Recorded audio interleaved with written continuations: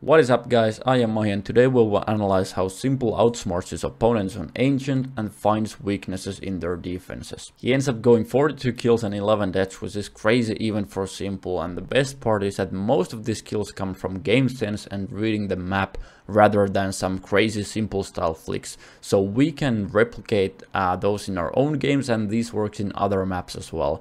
So let's learn from the best and see how s1mple does it. So here we have Ancient from the top down view, CT spawn up here, T base down here, A site, B site, you get the idea. Let's zoom in a little bit now to see what s1mple does better. So round 3, the first round where s1mple gets a rifle in his hands, he decides to run through lane. And already here he's going to outsmart his opponent. So this guy here, he's a little bit late. He did not have the best spawn, so his Molotov is like half a second late. And s1mple can hear the Molotov throwing up. Like this guy, he throws a molly and s1mple realizes this. And now what most people would do here, this guy, he doesn't have his weapon out because he just threw the molly. And s1mple knows this, and most people would go and try to get the kill. The enemy doesn't have his weapon. This is my chance. The problem is the enemy knows this as well. The enemy knows that somebody could be up close. He knows he doesn't have a weapon. So what he's going to do is he's going to hide in the very last possible corner, so that it takes the most time for the opponent to see you, and by that time you already have your weapon out and you can try and counter swing the enemy. And now it's like this a little bit like chaotic 1 versus 1 where both people are kind of swinging on each other, and it's all about who has the better aim. And you would think that s1mple is the guy to take these fights. If s1mple doesn't take it, then who? But no, s1mple doesn't take the fight. This is a 1v1. It's a chaotic RNG fight. There's no guarantees you will win the fight. So why take this when you can have an even better fight? What s1mple does, knowing the enemy will hide in the corners to take his weapon out, s1mple just crosses and he peeks this guy. That's it. He just got a free kill on an opponent who wasn't expecting him. The number 4 player here, from his point of view, there's a Molotov burning here. There's a teammate watching him, watching lane. He hasn't seen anybody on the map because s1mple abused the tiniest timing, the 0.4 seconds during which the opponent was in the corner, hiding, taking his weapon out. That's when s1mple decides to cross. And now, if we take a look at the number 4 perspective, he's just holding middle. He doesn't expect s1mple, and boom, he's dead. Even if these guys were like pre-mades, communicating this in real time is very much impossible. Even if you somehow manage to communicate it, your teammate will not have time to process the information and react to it while they are focusing on somebody else possibly peeking from this side of middle. And guys, this is what you should be trying to replicate in your own games as well. This is about being smart and consistent and finding the good fights instead of trying to win every single fight that ever exists. So stop taking these stupid 50-50 fights when you don't have to, and instead start abusing the mistakes in your opponent's defenses. If it's good enough for s1mple, it's good enough for you. And guys, this is what my channel is about. Make sure to subscribe if you like this kind of idea of understanding the enemy defaults, understanding the meaning behind the utility, understanding the timings, and understanding the responsibilities of each player. Basically seeing what everybody is doing in your own head, and then when somebody makes the tiniest little mistake, you instantly abuse it and you find a completely free kill elsewhere. That's how you become consistent. So yeah, make sure to subscribe, and now let's see what more s1mple can do. Now on round 4, I'm just gonna fast forward through the beginning because there's nothing special going on. T's just take your average mid control, smokes, mollies, flashes popping here, even more flashes, multiple guys swinging. That's just nothing special here, alright? And then s1mple decides to go towards the cave area to help his teammate. Again, this is because s1mple doesn't like 50-50 random RNG fights, and he's leaving his teammate to a 1v1 here, and if his teammate loses it, now the CTs get these sandwiches. They can flank the enemy from multiple directions, they can flank middle from multiple directions, they can even come through the smoke, and that's just chaotic. s1mple doesn't like these chaotic 50-50 fights, so he'd rather go and help his teammate, take the 2 versus 1, make sure they get this map control, and then they can start pushing further into the middle area if need be. But his teammate gets to kill himself. I want you to focus on what s1mple does, how s1mple reacts to this. So there's a molly in front of him and there's an enemy hiding. His teammate gets the kill, the molly goes off, s1mple just starts running. Immediately he starts running. Notice how he never checked this corner properly. Notice how he never checks the corner on his left properly. Notice how he never checks the corner on his right properly. He's just pre-aiming at the door, at the entrance, and the enemy walks to his crosshair, and s1mple gets the free kill. If we look at it from the opponent's perspective, the opponent is actually pre-aiming towards the cave entrance, and he's the one who has to flick. Because he doesn't expect s1mple here. s1mple is smarter and faster than the enemy, and s1mple is already way past his crosshair. And that's how s1mple is so consistent, that's how he's so good. You see how s1mple isn't this crazy aim god who just runs everywhere and one-shots everybody and just outplays everybody with his pure aim. It's quite the opposite. This kill takes 0 aim. s1mple is the smartest guy in the room. So how exactly did s1mple know this? How did he know not to check any of the corners? How did he know to choose the back angle here? How does he keep getting these good fights? Let's get into it. So if you watched my video on predicting and reading the enemy rotates, you are already familiar with this stuff, but let's go over it anyway. So we already know there's gotta be someone somewhere towards A, right? Maybe he's A main, maybe he's donut, maybe he's backside, I don't know. There's gotta be somebody on this area of the map. And surely there's another guy somewhere towards middle. Maybe he's window, maybe he's donut, but like somebody's focusing A somehow and somebody's focusing B. Middle. There's gotta be 2 guys on this area. Well, actually we know the exact location of this guy now because he was shooting back at us through the smoke. But even if we didn't, surely there's gotta be 2 guys somewhere. And then there's gotta be a 3rd guy B. That's pretty obvious, right? So 2 of them are the unknown factors, unknown rotates, and they could be like 3B and 1 middle, 1A, or they could be like 2A, 1 middle, 2B, whatever. There are different setups. We don't know the exact setup. But as soon as this guy starts shooting, now we actually realize how the setup works. Because if there's somebody behind the smoke as we speak, then it means this area would be open unless somebody holds it. So if this guy comes and tries holding it, now he can get flanked from 2 different angles, and that simply doesn't work. That's not... You will lose this fight most of the time. So surely we realized that if they were 3B, some of them has to be leaning towards middle. Because otherwise this attack is just too strong.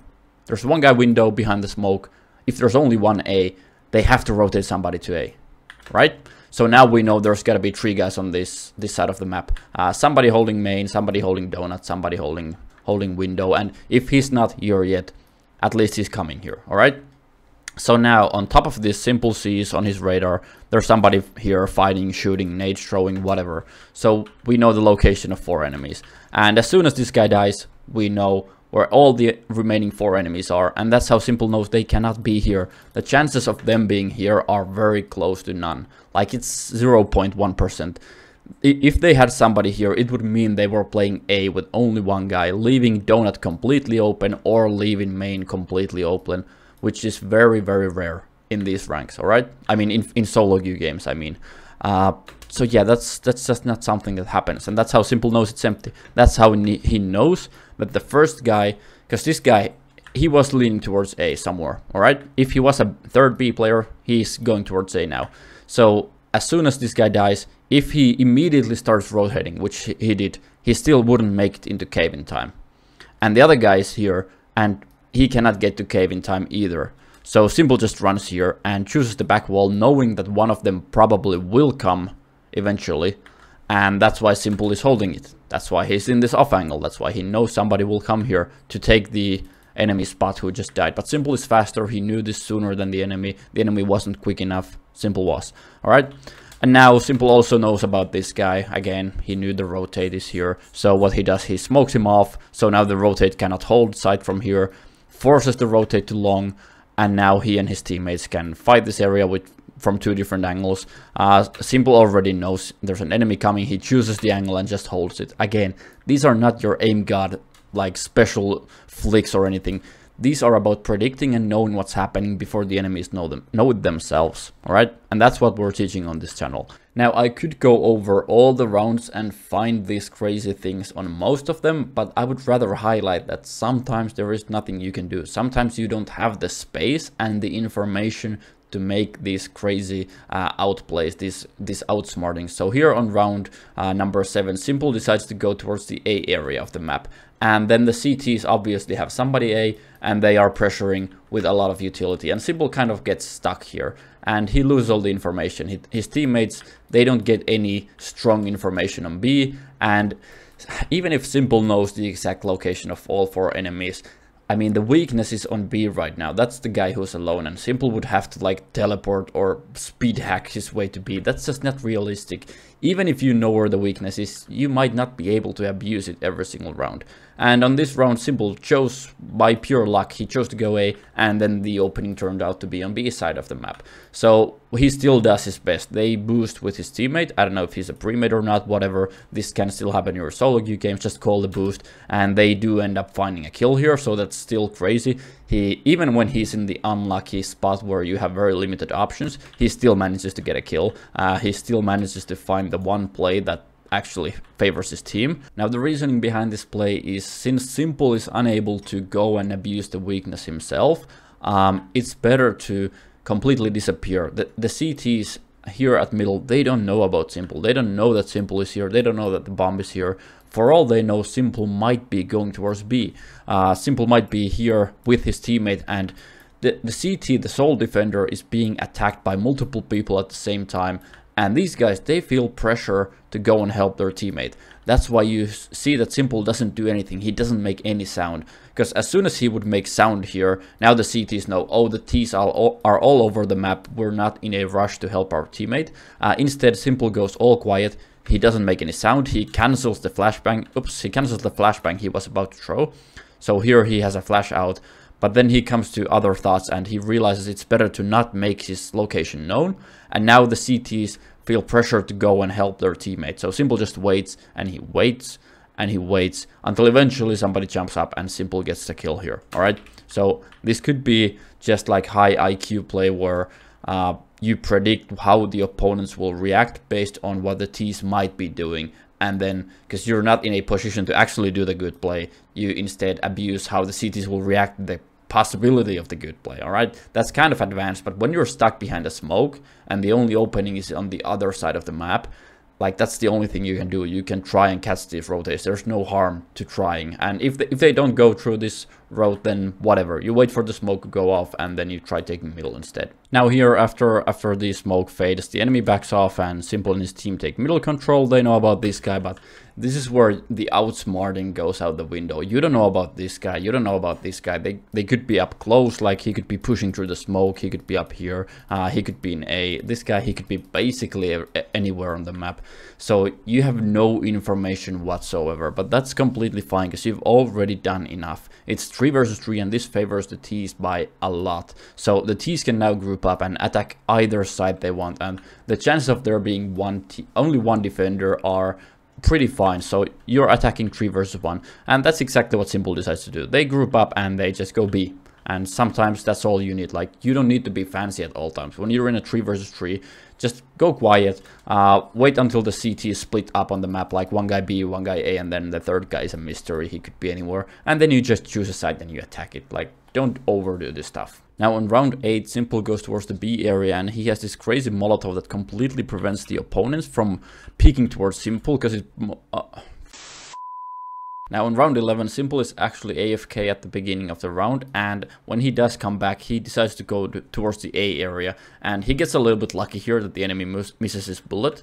But as soon as he does, s1mple starts pushing forward and he starts using utility, flashbangs, Molotovs, and he starts spamming the smoke. And guys, we know what this does. He's applying pressure on A. If we look at the enemy, he already wants to rotate A. s1mple is pulling the rotates towards himself. Now, unfortunately, or actually fortunately, but for this video, unfortunately, his teammates get a kill middle and it does pull the rotate back.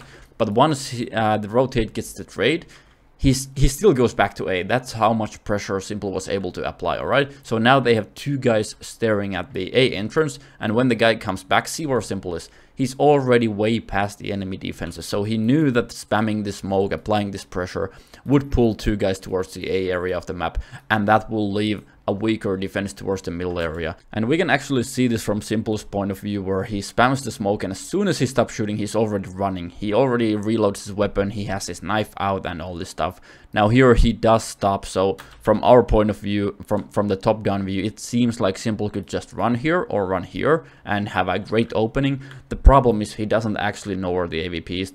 he's last seen the AVP here, and the AVP could have rotated towards the donut area to help middle, and this guy might be just taking his spot on A side. So in s1mple's mind, he better play it safe, and that's why he decides to smoke this. That's why he's a little bit late, and the enemy has a little bit of a chance here. However, he's still not as prepared as s1mple is, and this is where s1mple having better aim and having better weapon actually this time comes into play, and s1mple still gets the kill. However, we can see how he's manipulating the rotates and abusing them by getting a lot of space and control of the map. Now, last but not least, guys, I want to show you a round where s1mple tries to play around the enemy rotates, but he fails, and it really doesn't matter most of the time. So here his teammates are 3 guys middle, and there's a lot of shooting going on, a lot of stuff going on. So s1mple, first of all, doesn't want to be the 3rd guy towards middle, but also he's expecting that somebody could be flanking from A, since there's so much going on middle. Maybe this guy thinks A is empty and he gets a crazy flank. Well, luckily s1mple was here this round and he gets the kill. Now, this is where some people might start rushing towards A, hey, the A guy died, let's go A. s1mple is one step further. He realizes that he's so far away from A that the enemy rotate will get there in time, whether it's from middle or whether it's from B. He doesn't actually know where the enemies are. There will be somebody on A to cover him, to make sure he doesn't get the side. So he would rather go towards the other side of the map. He would rather go towards middle, which is now weaker, or maybe B, which is now weaker, and he does. However, on this particular round, the enemies simply don't react. Maybe somebody heard him running back, or maybe they don't care. Maybe this guy was just about to react as his teammates died.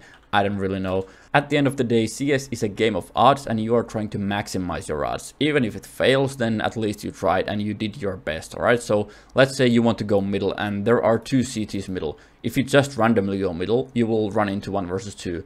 Whereas if you fake A, at least you have the possibility of one of them rotating, and you maybe go into 1v1. Maybe they still have 2 middle and it didn't affect the outcome, so there's no harm to trying. There's no downside to trying to pull the rotate, to control the rotate. If it fails, it doesn't matter, really. And most of the time you will realize that it works. But yeah, that's it. That's CS. It's a game of odds. It's a game of maximizing your chances. It's a game of finding these opportunities when they represent themselves. If they don't, then you just group up and go B. But when they do, it's your job to take advantage of them, and it's your job to maximize your chances. All right. So that's it for this video. Make sure to subscribe if you like this kind of content, like the video, and also leave a comment what you'd like to see next. Most of my videos are from subscriber or Discord requests. People asking me, can you analyze this? Can you teach me how to do this? So yeah, I will read all the feedback, even if I don't reply to everyone all the time. Yeah, that's it. I hope you guys like the video, keep improving, and I'll see you guys in the